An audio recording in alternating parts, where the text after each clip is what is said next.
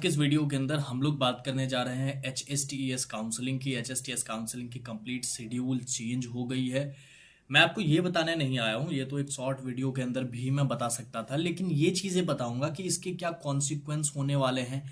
क्या अगर आप अभी तक प्लान कर रहे थे कि HSTES काउंसलिंग के अंदर पार्टिसिपेट नहीं किया जाए या फिर पार्टिसिपेट आप कर रहे हैं, तो क्या आपकी स्ट्रैटेजी, क्या प्लानिंग में आप चेंज लाएंगे ताकि आपको जो कॉलेज मिलने वाला है उससे भी बेहतर, उससे भी बढ़िया कुछ ऑप्शन यहाँ पे आपके पास आए, आपको यहाँ पे मिले, है ना। देखिए, मैं एक बात जरूर से कहूंगा कि इन्होंने बहुत बढ़िया डिसीजन लिया है। मेरा मानना यह है कि अगर एक हफ्ता और आगे रखते तो और ज्यादा बेहतर डिसीजन यहाँ पे रहता। लेकिन चलिए, 22 जून जो है कहीं ना कहीं 19 जून कहीं ना कहीं ठीक डेट है, ऐसा कोई दिक्कत यहाँ पे नहीं है। ऐसा इसीलिए क्योंकि आप मेजोरिटी ऑफ काउंसलिंग जो देख रहे हैं, IPU काउंसलिंग अभी पहला राउंड स्टार्ट होने वाला है, 17 तारीख तक चॉइस फिलिंग की लास्ट डेट है। उसके अलावा आप अगर देखेंगे, जैक दिल्ली का सेकेंड राउंड अभी होगा 26 तारीख के बाद, 25-26। उसके बाद आप देखेंगे बाकी जो भी काउंसलिंग्स हैं, जो मेजर यहाँ पे चंक ऑफ स्टूडेंट्स हैं वो जोसा के अंदर पार्टिसिपेट करते हैं इस टाइम पे, और पैरेलली जो है इन काउंसलिंग के अंदर भी फॉर्म्स भरते हैं। तो इन सारी काउंसलिंग का ये मेन रोल रहना चाहिए कि जब आपका जोसा खत्म हो जाए उसके बाद ये शुरू करे हिसाब के पैरेलल में और जल्दी से अपना काउंसलिंग वगैरह निपटा दे। लेकिन ये भी आप ध्यान में रखिएगा कि अगर जोसा से पहले जिन्होंने स्टार्ट कर दिया है उसकी कट ऑफ स्काई रॉकेट होने वाली है। उसकी कट ऑफ देख के आपको विश्वास नहीं होगा, आपको लगेगा जरूर कुछ ना कुछ यहाँ पे हुआ है। तो चलिए, खैर ठीक है, ये सब चीज़ें तो नॉर्मल है, मैं तो देखता आ रहा हूँ बहुत दिनों से। तो चलिए, कोई दिक्कत नहीं है। इन्होंने बहुत बढ़िया डिसीजन लिया, मेरे हिसाब से तो बहुत बेहतरीन डिसीजन लिया। अब आप 22 जून तक रजिस्ट्रेशन को कर सकते हैं। अगर आपने अभी तक नहीं किया था रजिस्ट्रेशन, आप अगर सोच रहे थे मैं फिजिकल के अंदर डायरेक्ट पार्टिसिपेट करूंगा, एक बार आप ट्राई कर सकते हैं। ऑल्दो कटअप पे बहुत बड़ा इम्पैक्ट नहीं पड़ेगा। अगर डायरेक्ट ये अभी क्या कहते हैं चॉइस फिलिंग करवा लेते इस टाइम पे और अलॉटमेंट दे देते, तो कहीं ना कहीं बहुत हाई कटअप जाती, बहुत ज़्यादा हाई कटअप जाती, इतना कि आप सोच भी नहीं सकते हैं। क्योंकि वैसे लोग भी पार्टिसिपेट कर लेते हैं जिनकी रैंक बहुत बढ़िया होती है, जिनकी रैंक अब 15,000 है, 17,000 है, 20,000 है, वो भी अब पार्टिसिपेट कर रहे हैं। 60,000 पे आप GJU के अंदर कंप्यूटर साइंस ले रहे हैं, तो ये सब चीजें हो जाती है ऐसे काउंसलिंग में। वो लेंगे नहीं, सीट इंगेज करके रखेंगे, ऑनलाइन में किसी को लेने नहीं देंगे। तो ऐसे केसेस में क्या होता है कि जो नॉर्मल राउंड्स की कटअप होती है, राउंड 1 की, राउंड 2 को, ये बहुत हाई चली जाती है। अब ये कटअप हाई जाएगी तो ऑब्वियस ही बात है, थोड़ा सा मोरल डाउन होगा स्टूडेंट्स का हरियाणा के कॉलेजेस से, ठीक है, और लोग पार्टिसिपेट नहीं करेंगे, फिर डायरेक्ट फिजिकल में करेंगे, फिर HSTS करवाने का क्या मतलब रह जाएगा। तो इसीलिए थोड़ा डिले। चलो, बहुत बढ़िया काम इन्होंने किया है, ठीक है। पहली काउंसलिंग आपकी जो है, पहले राउंड का जो आप 22 जून तक जो है क्या कहते हैं, फॉर्म को तो भर ही सकते हैं, लेकिन आप चॉइस फिलिंग जो करेंगे, फॉर्म मेरे हिसाब से बहुत सारे लोगों ने भर लिया होगा। फॉर्म जो है, चॉइस फिलिंग जो है 19 जून से लेके 22 जून तक करेंगे, ठीक है। चॉइस फिलिंग को 19 जून से 22 जून तक करेंगे। ऑल्दो जिन्होंने भी फॉर्म भर दिया है वो तो खैर चॉइस फिलिंग करने ही वाले हैं। कुछ लोग ना करें, अगर जोसा में उनको राउंड 1-2 में कुछ मिल गया तो वो ना करें, लेकिन जो 1,000 रुपये दे देगा वो तो भाई चॉइस फिलिंग करेगा ही करेगा, ठीक है। उसके बाद 24 जून को आपको पता चल जाएगा कि कौन सा कॉलेज आपको मिला है। अब इसमें होता क्या है ना, कई लोग कंफ्यूज होते हैं। देखिए, चॉइस फिलिंग को जो आपको करना है वो आप कितने भी कॉलेजेस को भर सकते हैं। आप अपने रैंक के हिसाब से ऐसे भरते हैं कि मुझे जो कॉलेज मिलेगा उसको लेकर के मैं जो है फिजिकल काउंसलिंग के अंदर फर्दर पार्टिसिपेट करूं, चाहे सेकंड राउंड के अंदर उससे ऊपर वाले कॉलेजेस के लिए पार्टिसिपेट करूं।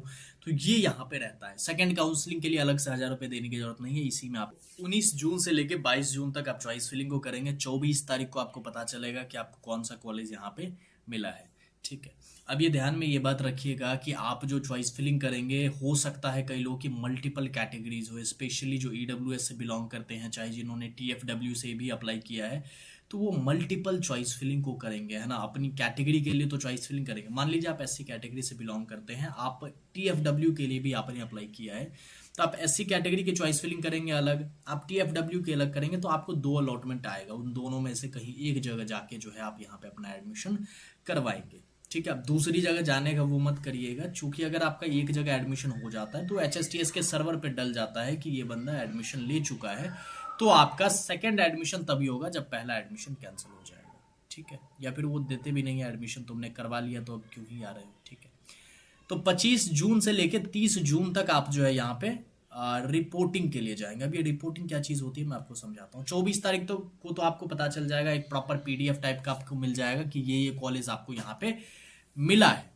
25 से 30 तारीख के बीच में जाकर के आपको उस कॉलेज के अंदर, ऑल दो कॉलेज की तरफ से भी कॉल आपको कर दिया जाता है, मैसेज कर दिया जाता है, अगर नहीं भी आता है तो आपको उस कॉलेज में प्रॉपर डॉक्यूमेंट्स लेके जाने हैं। अब डॉक्यूमेंट्स में क्या सब आएगा, क्या मैं आपको यहाँ पे बता दूं डॉक्यूमेंट्स के बारे में? चलिए ठीक है, मैं यहाँ पे साइड में बता देता हूँ आपको डॉक्यूमेंट के बारे में। 10वीं का मार्कशीट, 12वीं का मार्कशीट, आपके पास अगर 10वीं 12वीं का सर्टिफिकेट भी आ चुका है वो ले लीजिएगा, माइग्रेशन आ चुका है वो ले लीजिएगा, कैरेक्टर ले लीजिएगा। ऑल्दो इन सब की जरूरत ज़्यादा पड़ेगी नहीं।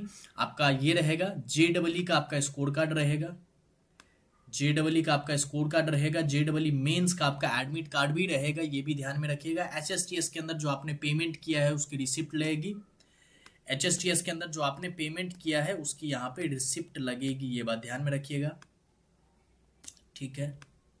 आपका जो सीट अलॉटमेंट लेटर, जिस पीडीएफ की मैंने बात की अभी आपको, 24 तारीख को जो पीडीएफ आपको मिलेगा ये आप जरूर से निकलवा लेंगे, और ये सारी चीज़ें तो आपको निकलवानी ही है।